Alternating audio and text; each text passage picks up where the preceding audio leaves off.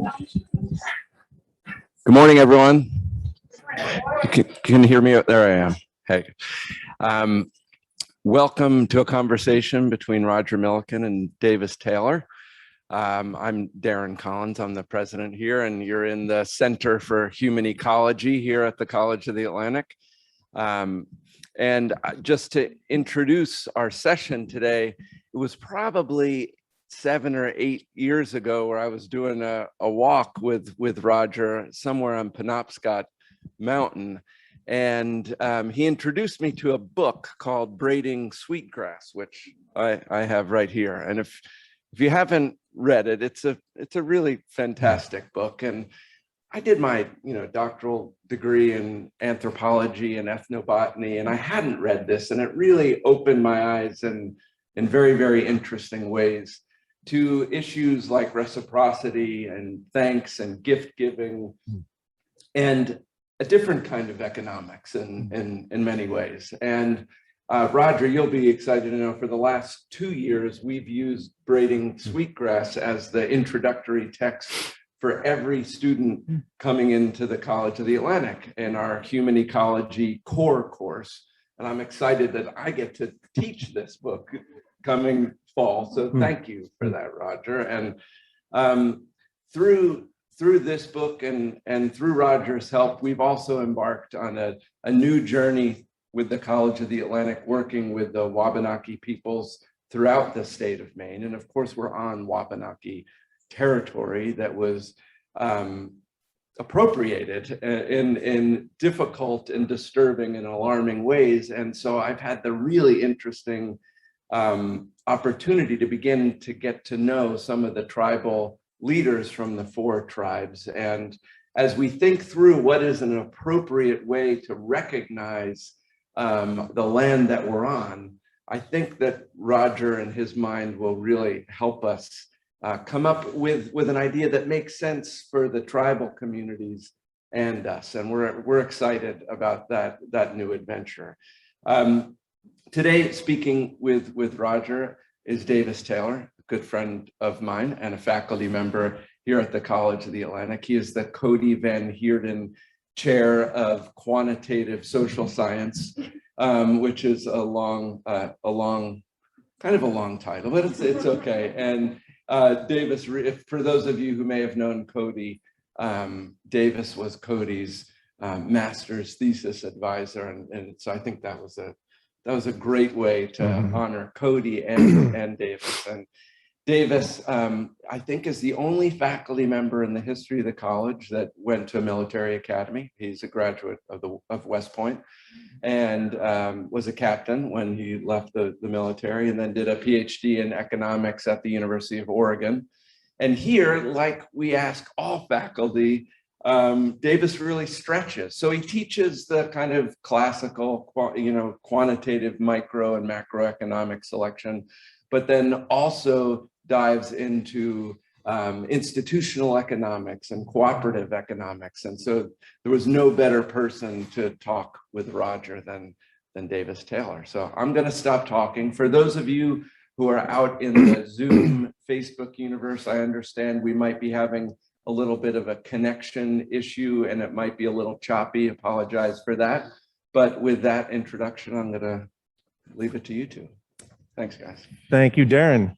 I guess we're going to keep our masks on.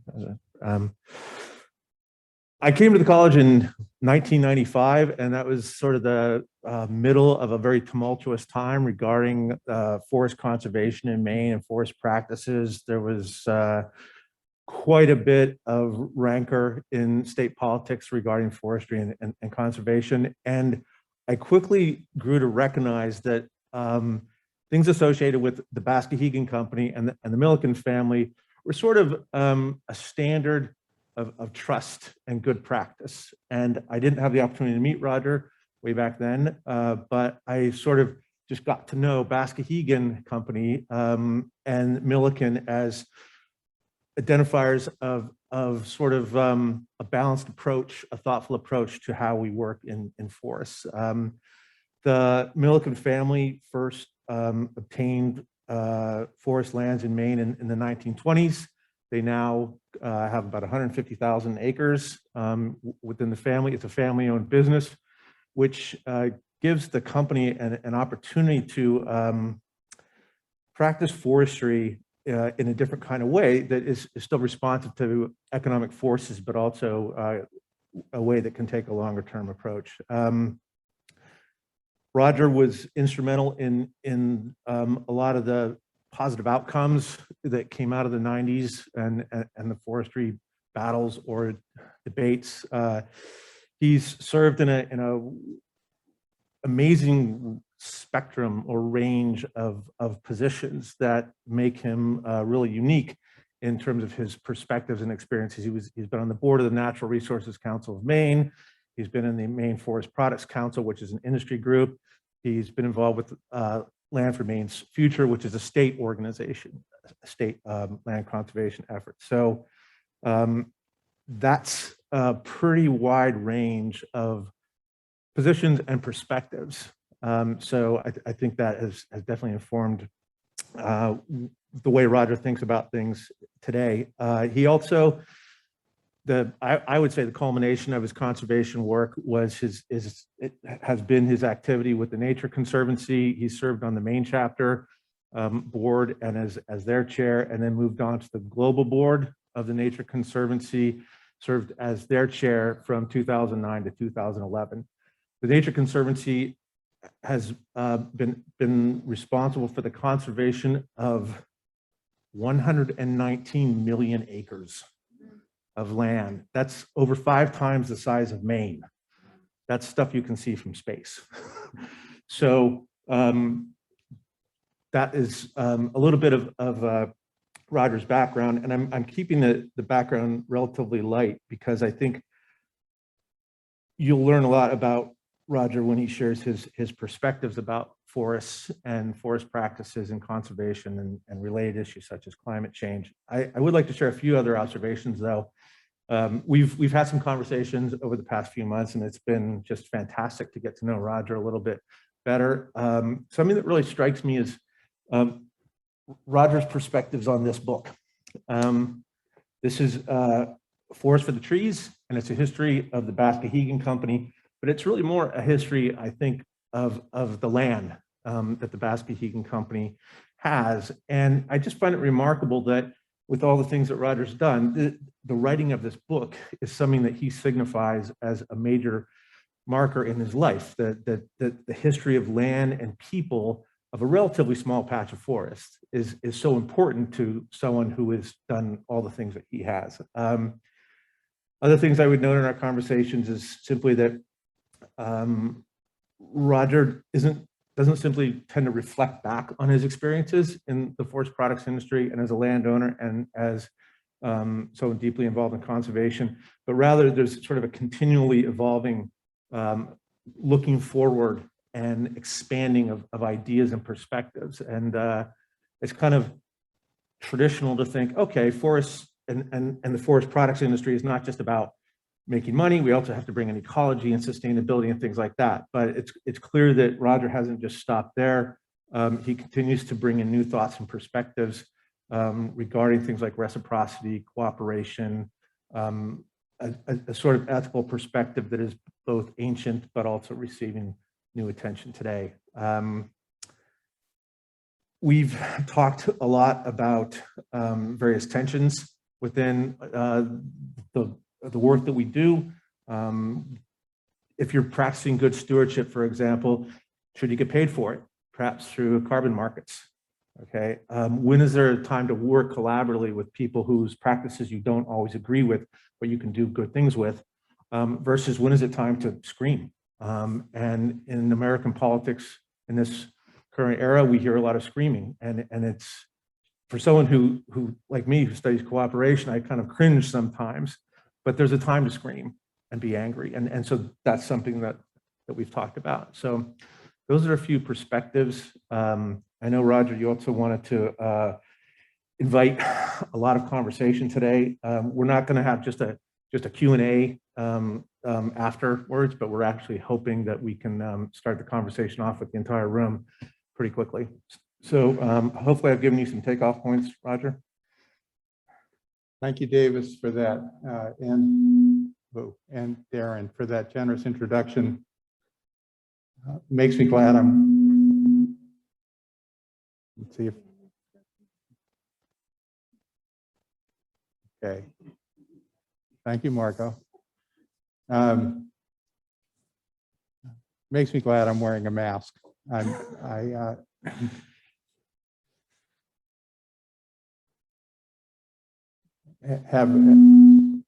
have a gene pool that causes me to blush bright red. So I've been saved from sharing that with all of you as I've heard all those nice words said about me and my time in Maine. I also want to thank you, Darren, for your acknowledgement of the Wabanaki peoples. And of course, Vasquegan land is Wabanaki land as well. It was unceded land.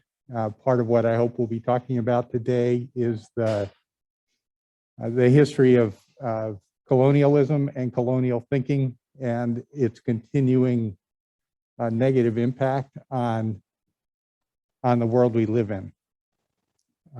So I'm grateful to the ancestors stretching back for millennia on this beautiful island. Grateful to my personal ancestors. The first Milliken came to Maine in 1719, and we're 3 or 4 generations now on with a deep connection to Mount Desert Island. And I know everybody in this room can appreciate the gratitude for the connections we have to this place. And you know, the experience of, for example, climbing a mountain here on the island and, you know, at this turn in the trail and that turn in the trail, remembering, you know, climbing the mountain with my first girlfriend, or where I twisted my ankle, which required my father to carry me down the mountain, and those layers of memories that we benefit from here.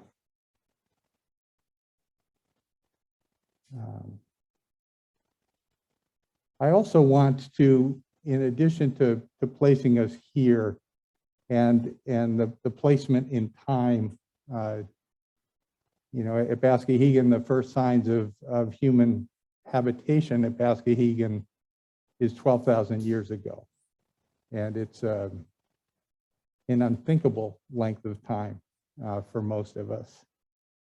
But also I want to ground us in the time we are living in right now on this planet.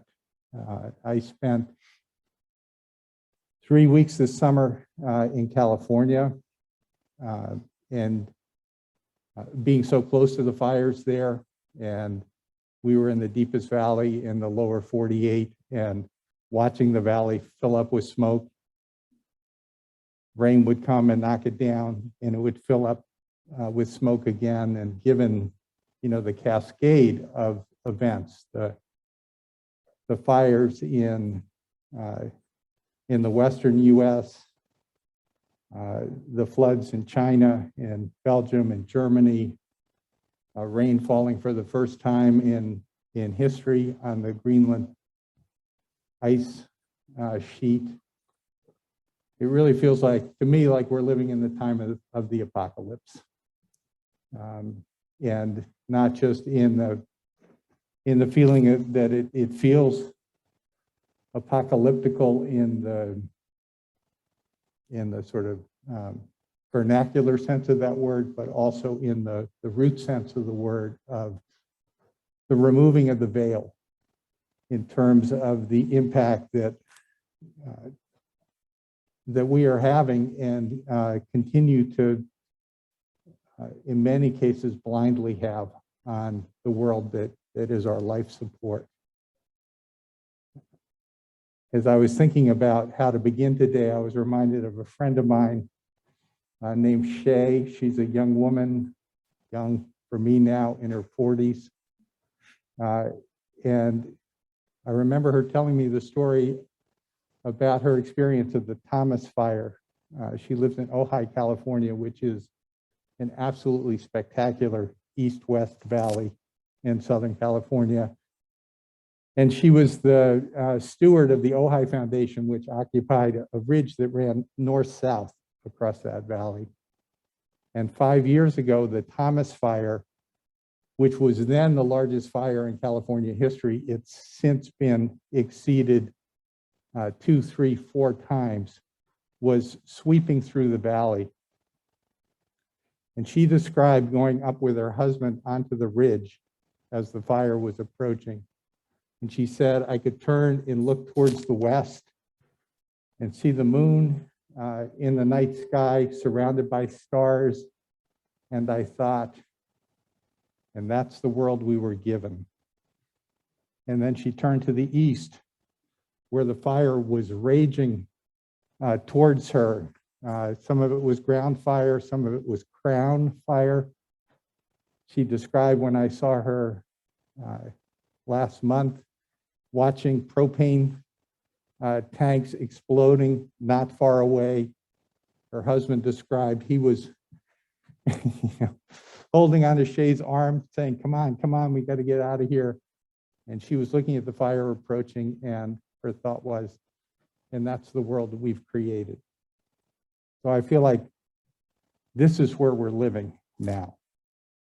How do we appreciate the gift of what we've been given? How do we step up to our responsibilities to care for that gift, which Robin Wall Kimmerer would describe as something that's greater than the merely human, but something we are not separated from. And I guess I would end my introductory remarks by saying that I've spent almost 40 years, I retired last year, spent almost 40 years managing the family forest lands that Davis responded to, that Davis described. And that experience of being a steward of a property of that size, and with the conscious intention to care for the forest, understanding that forestry is a kind of applied ecology, and to practice good forestry, you need to understand what a forest would do in the absence of management and how to work with that, how to work with the grain. But that it's also an economic investment for the family. And so I was living in the tension between economics and natural health. And just to give a flavor of that, early on in my career in the mid-'80s, I went to talk to every large landowner in Maine who would talk to me. At that time, the paper industry owned 1/3 of the state. About another 1/3 was owned in large family ownerships, and it was those owners who I went to talk to. And I asked them what kind of return they felt that they could expect economically from the lands that they owned. And the full range that they conveyed to me was somewhere between 2% on the low end and 4% on the high end. And I think of that as a biological rate of return that we're working within. And then beginning in the late 90s, we started to get our lands appraised every other year. And I remember going to talk to the appraiser, and they have the comparable sales approach, and then they also do a discounted cash flow analysis.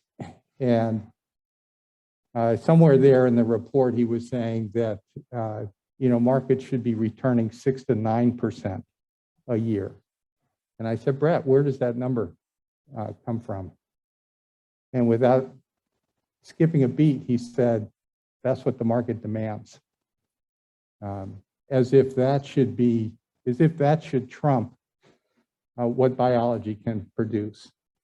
And so I've spent 40 years living in that tension. One of the great reliefs of being retired is not having to feel like I have to respond to two masters, to two imperatives.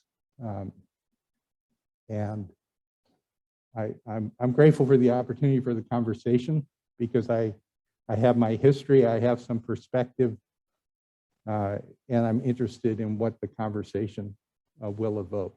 I don't feel I have answers, but I feel it's deeply important for us to sit in the reality of the tension I just described, to sit in the reality between the world we were given and the world we're creating. And only if we're willing to face those hard facts will we be able to come up with the solutions that we need to continue to live on a planet that's habitable by human beings.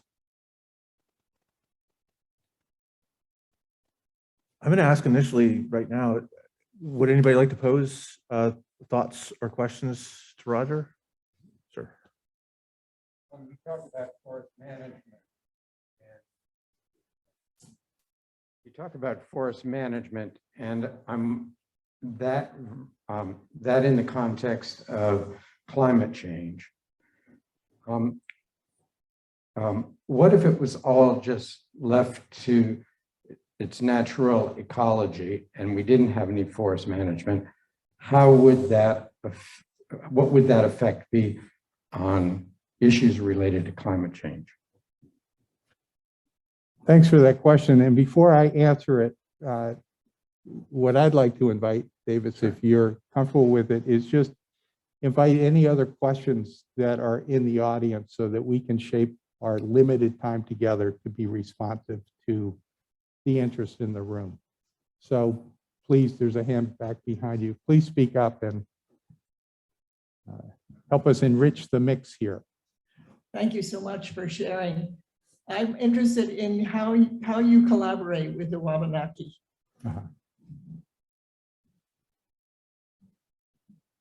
I'm a graduate of the forestry school up in Orono, and probably about the same age. So I started with their teaching. I didn't follow into forestry. But as you think back, what are some of the key forest management practices that you learned about and kind of practiced that might take us into the future?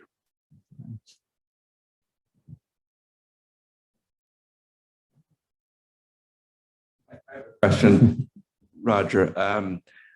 Am I a fool to be an optimist? Like, and then this building on a more granular level, this building used wood fiber insulation. And I wonder if you could give us a prediction about the role of wood fiber insulation in the state of Maine as a way to make more efficient use of some of the products that we have.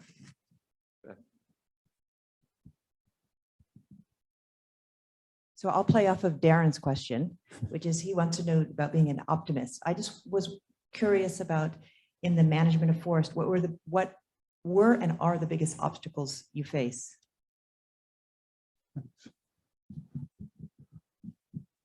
Hi, I'm curious how you would define sustainable forestry and what advice you have for younger people to be a part of that movement and affect positive change.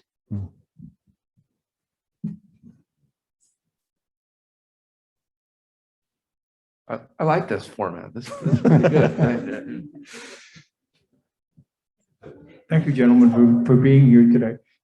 How do you deal with the bullies in the marketplace that demand returns that are not sustainable with ecology?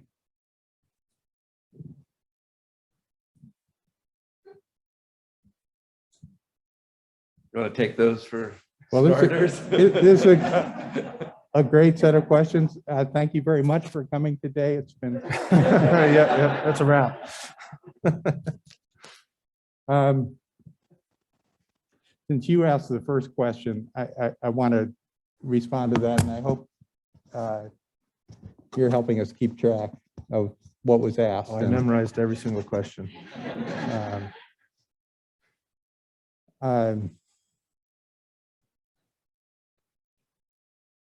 One of the facts of forests, you know, is that they're always changing, and There was a Victorian view of forestry that forests would develop through succession and reach a state called climax and stay there. And particularly with the computing power that's become available over the last 30 years, it's clear that kind of the old-fashioned view of how forests develop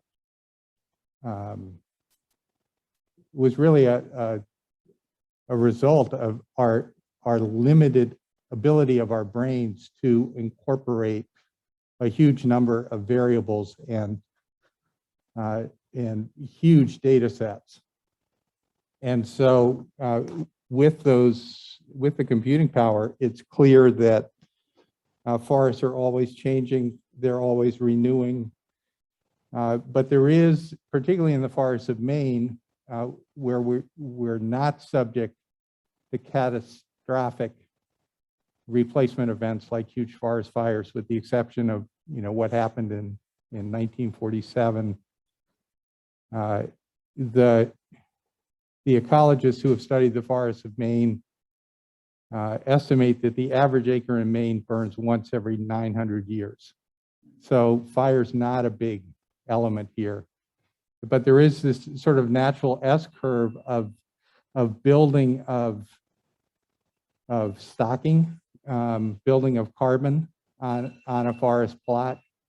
And then it levels off, the growth levels off, and then it actually starts to decline as the large mature trees fall out and the young forests start.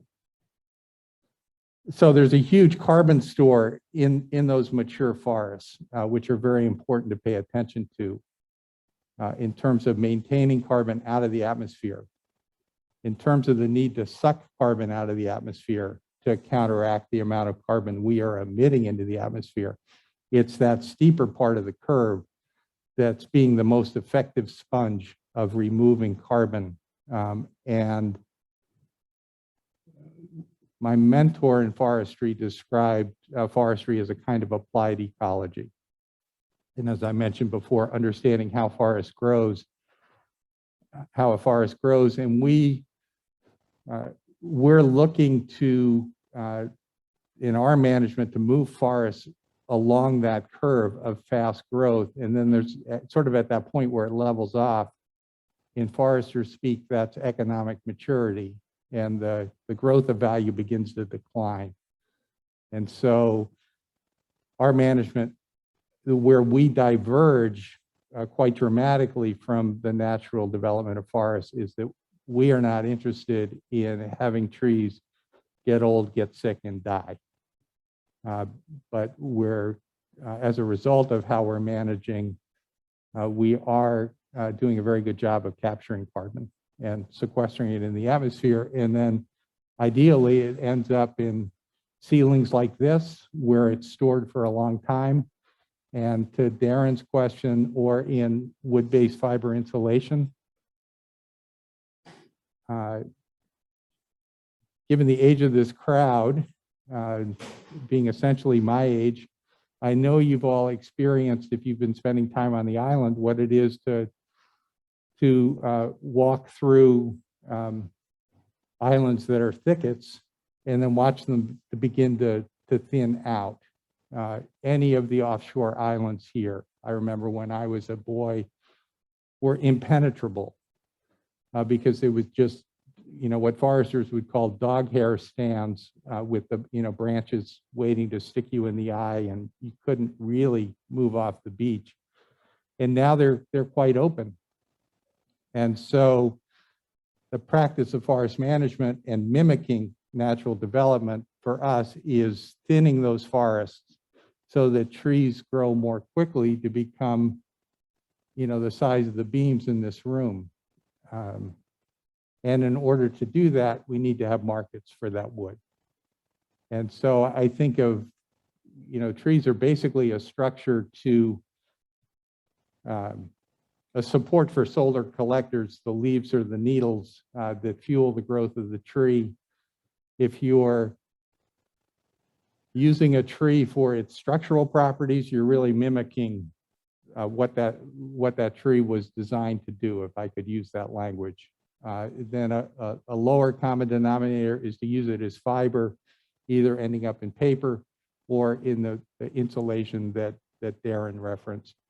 An even lower common denominator is to look at trees as a source of BTUs, and so burning it for heat. So in our management, we try to be focused on growing that higher value, higher carbon sequestering structural lumber. And in order to do that, we need to, just like, thinning carrots in a vegetable garden, take out the smaller trees so that the growth potential of the acre goes onto fewer trees and grows those trees faster. It sounds like you're saying in a nutshell that a little bit of management can have a really positive impact on carbon sequestration. And I think that's intriguing in the way that ties in with notions of Native American land management practices. I cringe a little bit to use the word management. I'm not intimately familiar with Native American practices in Maine, but there was practices that impacted the land. The forests were not virgin in the sense that European Americans would commonly think about it. And it's just really intriguing that integration of human activity with the natural processes probably increased both the carbon sequestration value of the forest and also provides useful products for humans. Of course, that has to be done extremely lightly and with a high degree of restraint. But it kind of is an immediate sort of example of what Robin Wall-Kimmerer is talking about, it would seem. Yeah, and in our part, so the Vasquegan lands are in eastern Maine, northern Washington County. We're right, some of our lands front the St. Croix River, so we're right on the border of New Brunswick, about 90 miles from the ocean. And there doesn't appear to have been much fire management by Native peoples in that part of the countryside, but certainly you go south from here, there was extensive forest management for reasons of hunting and opening things up so that there was good browse for deer and other animals, better hunting opportunities. And the Pilgrims arrive in the 1600s and they think, this is this beautiful wilderness. They describe being able to ride a horse through these forest stands, not having any appreciation that that condition was a cultivated condition by the people who had been living there. Before 90% of them, some of the estimates are, were killed by smallpox and other introduced diseases. I often wonder,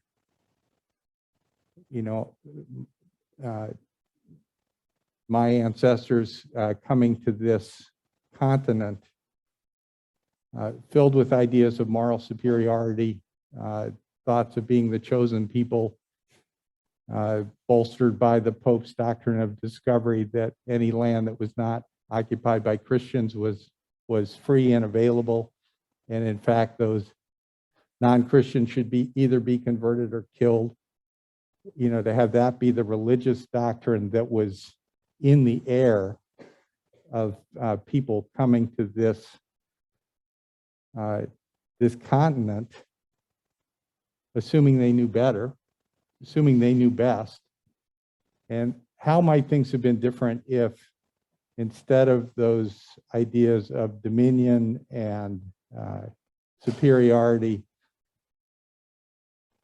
my people had come with a spirit of humility, of respect, and curiosity, and asked the simple question: how do you live in a place like this in a good way?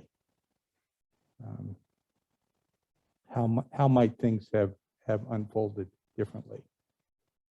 But we were uh, you know, heirs to the Enlightenment, grew up in a religious system and in an intellectual tradition based on separation, that God was better than nature, the focus was on the creator and not on the creation, a sense that we were separate, and that, I mean, you look at the history of settlement of this continent, you know, researching the history of Maine, it's just one wave after another of exploitation. And the mindset appears to be, this stuff is here, it's free, let's cash it in and convert it to money. Obviously, we can appreciate how, coming from Europe, where access to land was increasingly restricted, this idea of availability of land was very attractive. But, you know, I think about the progression from Bangor, Maine, to Bangor, Michigan, to Bangor, Washington, with the people who came and cut down the old growth forests, and then when it was gone, moved on. That's the legacy that we're dealing with. And getting to the bullying, it's part of the, it seems to me to be intrinsic to market thinking. How do we take something of low value and turn it on into high value? Consequences be damned. And one of the blessings of being in a family company is that we do think multi-generationally. So I did not know my grandfather who bought this land. He died in 1947.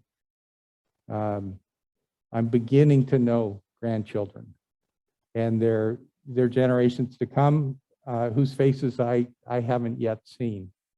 But there's a sense for us that we have received this from others, and our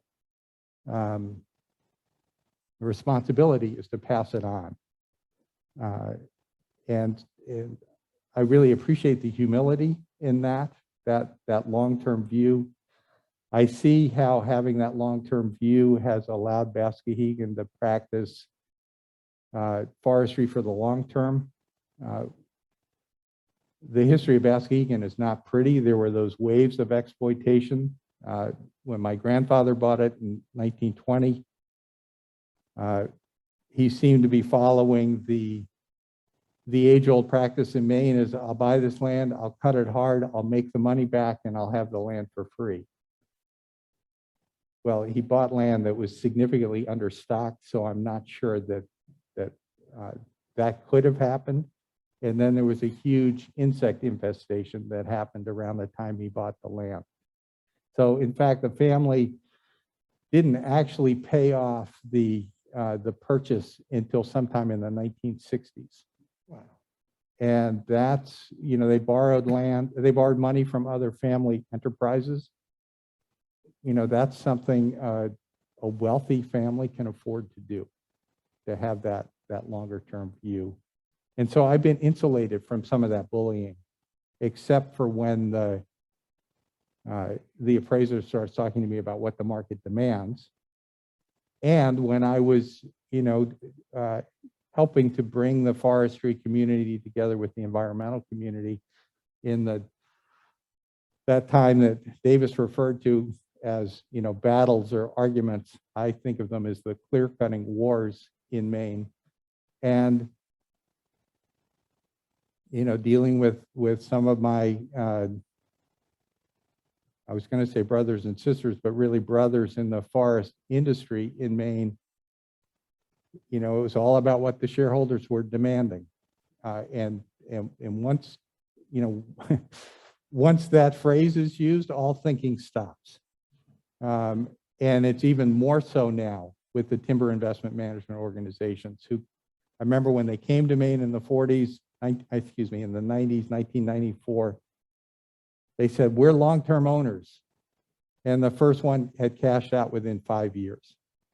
And, you know, in 10 years, in Wall Street's an eternity. In the life of a tree, it's a blink of an eye. And so I've had the benefit of being with a it being a member of a family that thinks multi-generationally, which has allowed us to approach the forest as a multi-generational entity.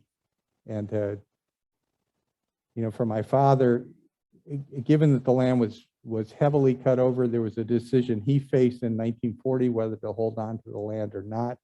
He chose to hold on to the land.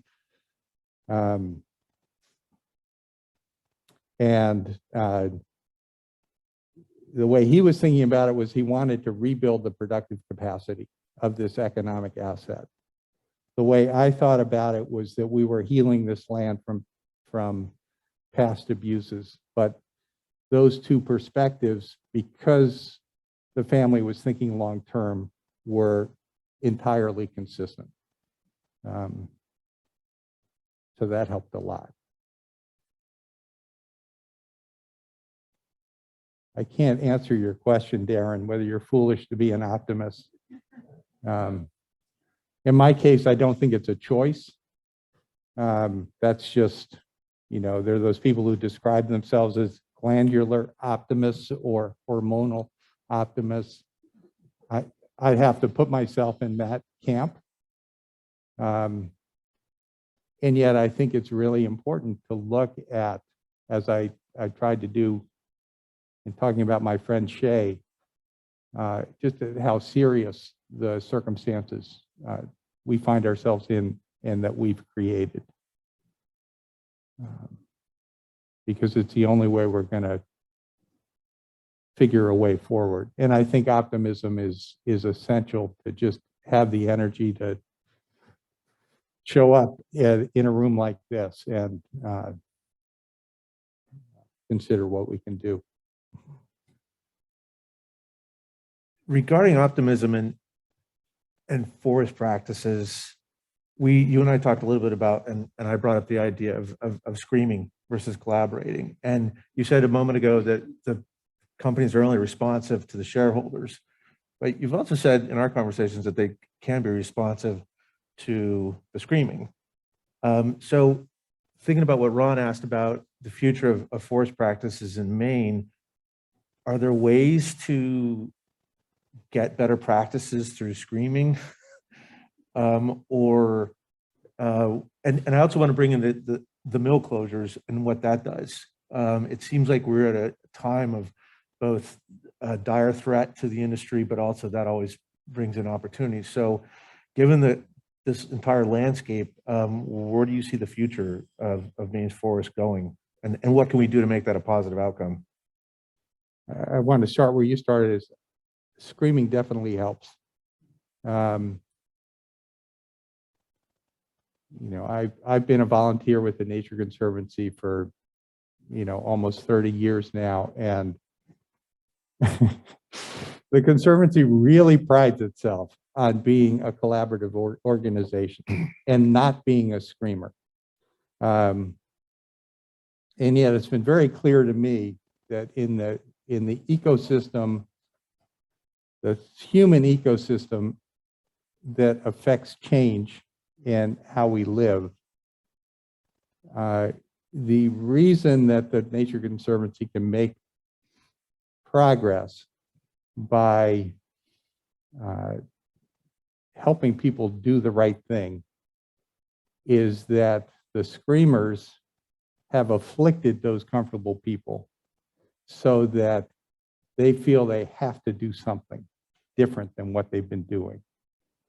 So in the case of forest practices in Maine, there's an environmental activist named Jonathan Carter who had been screaming for a long time, and then he started collecting signatures to ban clearcutting in Maine.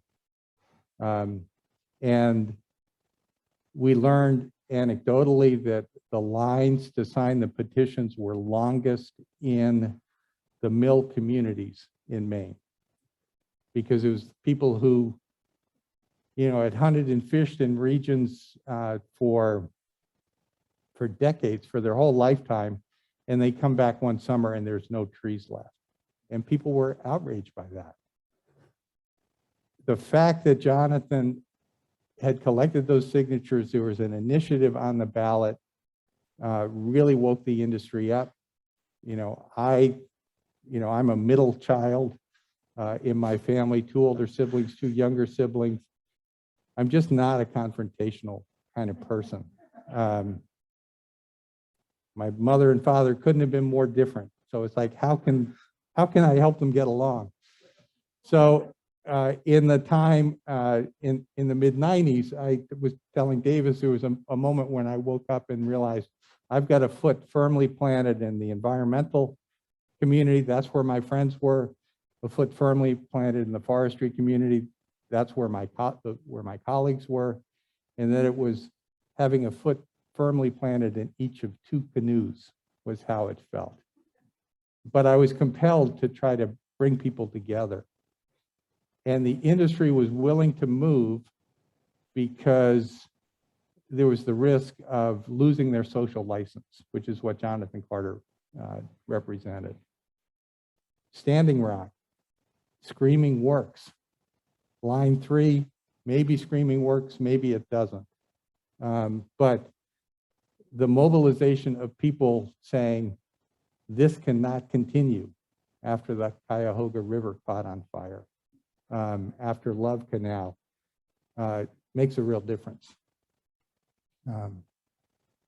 And you had other questions. So. Future of Maine's forests and what people can do, given the changing industry structure too. Where do people sell trees to? Well, we lost a quarter of the demand for those thinnings out of Maine's forest in, I think it was 2014, with the closure of about a half a dozen paper mills in Maine. Part of the reality there was that those mills were owned by multinational companies, mostly. Maine had been historically underinvested. I remember walking through the Great Northern Paper Mill in Millinocket with the manager there in the mid-'80s, and he said last time there was significant investment in these mills were in the 1950s, and they've just been running off the depreciation ever since. And so with that lack of investment, mills were no longer competitive. In terms of being optimistic, what we keep telling ourselves is that there's a very productive resource here, and that will invite investment. And the wood insulation facility that's going into the old Madison paper mill in Madison, Maine, is an example of where there's cause for hope. You're probably all aware of what's happened to the price of lumber over the last year. The bad news for us as landowners is that very little of that price increase is trickling down to us who are supplying the raw material. The good news is that the mills are making huge investments in their future. So I feel very confident that the mills that produce 2x4s and 2x6s and are going to be here for a long time to come. So not to get too technical, but switching to dimensional lumber from paper, will that lead to better forest practices? You saw the issue in the forests of Maine where you have to thin. But I would say that, with these timber investment management organizations, life insurance companies, pension funds who own, I think they're the largest landowning category in Maine now. They're stripping out the development values, so that's being converted to cash, and they're reducing forest stocking down to the bare minimum. And Yale University, which prides itself on its forestry school, is one of those owners, and this gets to the Bullies. The forest practices that are happening on lands that it's widely understood they own in Maine is deplorable. But the investment, this is part of the orthodoxy. The people running the money for Yale say, our job's to run the money and to make as much money as we can for you. Don't talk to us about how that money's being made. even when it comes to forestry, where you have a professional identity in raising up thoughtful forestry. So, in fact, I was talking to a Yale professor last week and telling him that, you know, I was getting my thoughts together for this morning. And he said, well, I want to ask you a question. Do you think that capitalism can be shifted to make the difference that's needed, or does it require a spiritual reorientation? I love that question. And as I've thought about it, you know, carbon markets are a tweak to economic incentives that make a difference. The existence of markets for low quality materials help us manage the forest better if we have a long-term perspective. So that's what we want to do. But it's probably in that category of spiritual shift to have a long-term perspective and to understand that what we do to the forest, we do to ourselves. And we can't continue doing what we've been doing. I want to invite you to ask your question again. I know it was about sustainability and young people, but I guess it's like how you like quantify or define useful forestry, and how like our the kind of new generation of environmentalists, you know, and that are interested in promoting sustainability. So much money after that. thank you. That's a really good question. As far as I can tell, the concept of sustainability was invented by foresters, German foresters to begin with, and then was popularized here in the United States by Gifford Pinchot, who was the first head of the U.S. Forest Service appointed by Teddy Roosevelt to give some sense of timing. You know, and Pinchot and John Muir were contemporaries, kind of representing two ways to approach nature. And Pinchot felt the job of foresters was to produce the greatest good for the greatest number over the longest time. And so that led to a definition of sustainability that we weren't cutting more than we were growing. So it was very quantitative. When it came to the paper industry in Maine, when they owned a third of the land, they were serious and practicing effectively so that there would always be a supply of wood coming off their lands into the mills. But what they were looking at was growing fiber, which is different than growing habitats or growing timber. And so when we got green certified by the Forest Stewardship Council in 2004, everybody confessed that nobody knew what ecological sustainability was. So we're measured on how our cut, the proportion of our cut is a proportion to what's actually growing. We're measured on, are we building the overall quality of the land or not? Those are easily quantifiable things. In terms of we know a fair amount about, you know, discrete species, like what the deer need, what the Canada lynx need.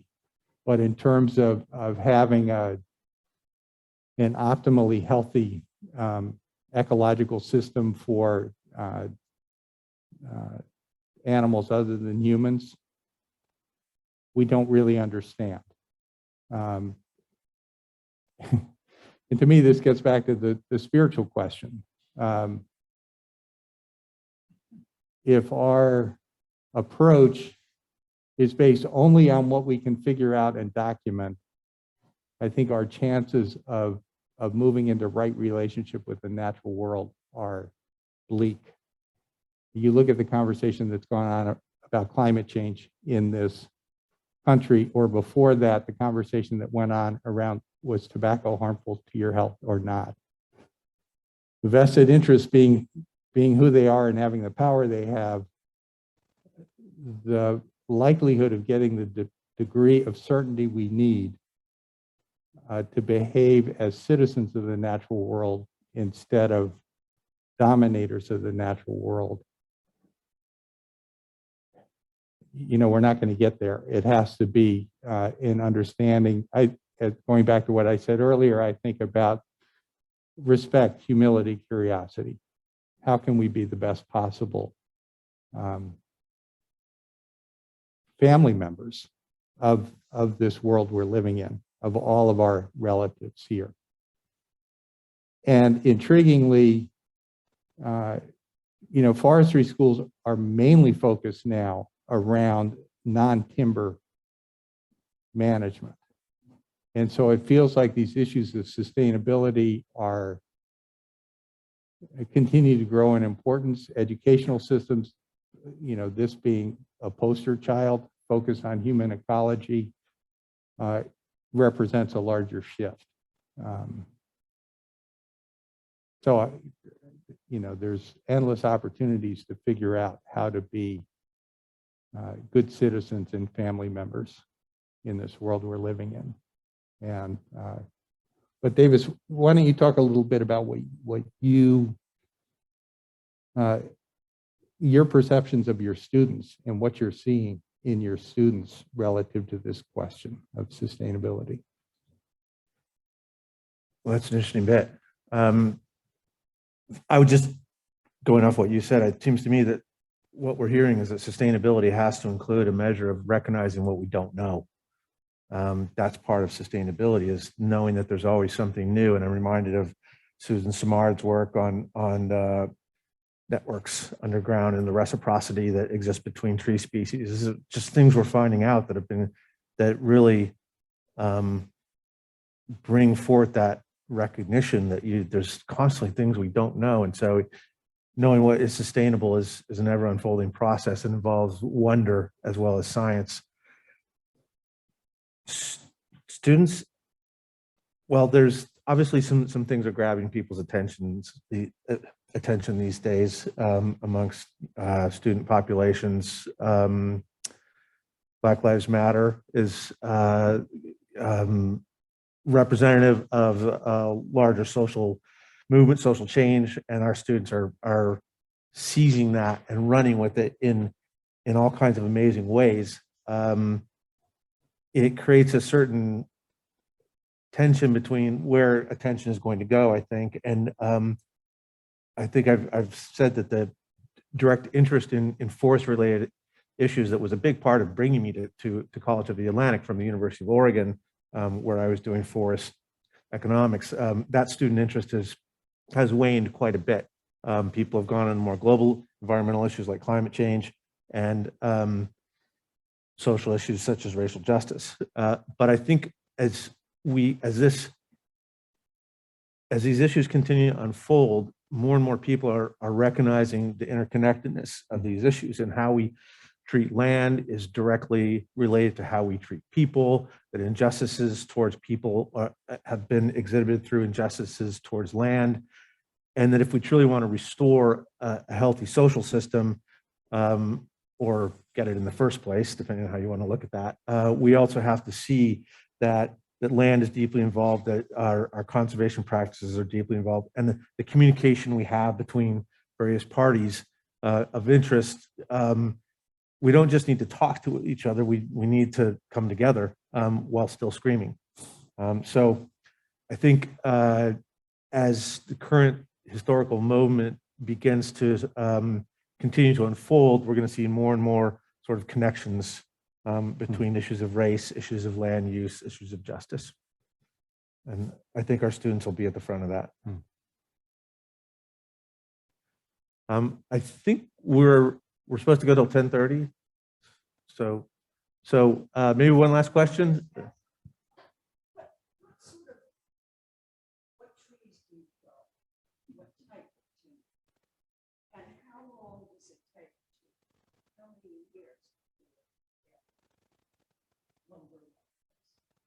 Thank you. Yeah, one of the things I feel really grateful about practicing forestry in Maine is that it's not monoculture.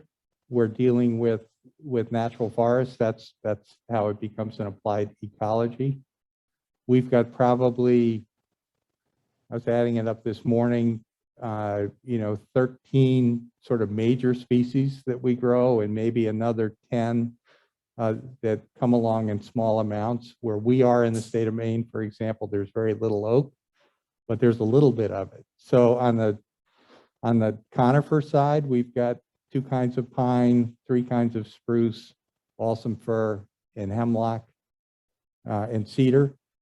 And on the deciduous side, we've got 2 kinds of maple, 2 kinds of ash, 2 kinds of birch, beech. So there's a broad array that spreads itself across the landscape, and the job of foresters is to try to create the conditions for the trees best suited to a site to get established there and to thrive there.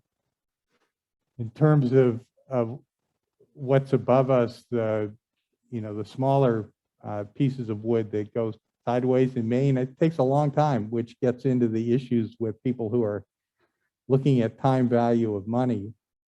We're probably looking at 40 to 50 years for those smaller pieces. And for the larger pieces, it's more like 60, 70 years. One of the beauties in Maine is that we don't plant trees. The trees seed in by themselves. And so the way we manage is we'll have a young stand coming up in the shade of an older stand. And so when we remove the 80-year-old trees, the trees underneath might already be well established and be 30 years old. So, but still, if you're looking to, get your money back in 5 years, it ain't going to happen. So one more question. Is there any old growth in the state of Maine? Any left? Thank you. So Maine is about 20 million acres. And the estimate is that there's about 6,000 acres of old growth in Maine. And where? Well, there are little patches here and there. The largest extent is Big Reed Pond. Big Reed Pond, which is north of Millinocket. It was virtually, it was hard for the loggers to get to, which is why it's still there. It's now owned by the Nature Conservancy. It's a long way from a cathedral. It's like walking over gargantuan jackstraws, which is what a mature old growth forest looks like in this part of the country.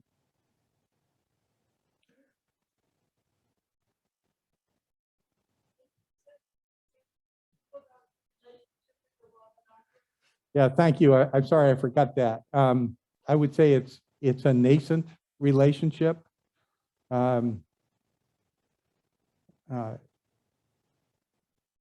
Vasquegan was a central point on the kind of the international highway system of rivers. The first, when surveyors came to that part of Maine in 1820, the first stake they put in the ground was where the Indian portage route left Vasquegan Stream. And then they, went 6 miles east and 6 miles south and started laying out the townships from that point. So there's a history of Maliseet, Micmac, Passamaquoddy, and Penobscot people as we know them today. Seems like that sense of the things were much more fluid before the fur trade came to this part of the world. And so we've consulted with the Penobscot tribe and the Passamaquoddy tribe, which are the two that have the capacity to deal with a company like ours outside their need to keep their people fed and healthy. We have protocols about what to do if we find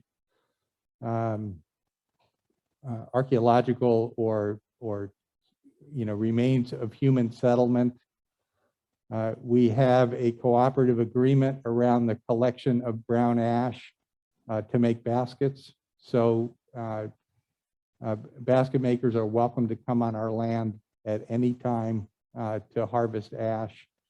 We're beginning to look at what other kind of gathering agreements we could have. I learned, for example, talking to the tribal historic preservation officer with the Passamaquoddy that, you know, and he lives near Princeton, and then there's a Passamaquoddy settlement on the coast near Eastport and Zabiak. He said that the cranberries that grow at Vasquegan are considered to be high cranberries because they're up high in the watershed, and they have different medicinal values than the low cranberries that go near the coast. And it was a, talk about removing the veil. It was a moment for me of understanding there's more complexity and nuance here than I imagined. And so we're in conversation about how to be better neighbors around you know, resources we are caring for. I'm sorry, folks, we should probably wrap up, but Roger and I will stay here for a while and we can take questions. It looks like Darren's going to give some closing thoughts. Thank you again for coming this morning, and I hope we share the prayer that we move from systems of exploitation and extraction to systems of reciprocity, renewal, and kindness. Thank you.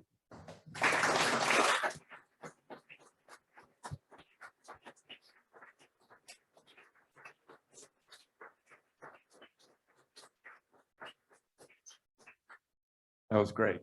Thank you both very much. Really, really great. I can't believe that next week is the last week of the seminar series. Margot Lee Shetterly, excuse me, is going to be here with Suzanne Morse. So please join us again, 9 o'clock for coffee, 9:30 as the discussion kicks off. And again, just thank you very much, Roger and Davis. It was a great way to start today. Thanks very much. Thanks for the opportunity.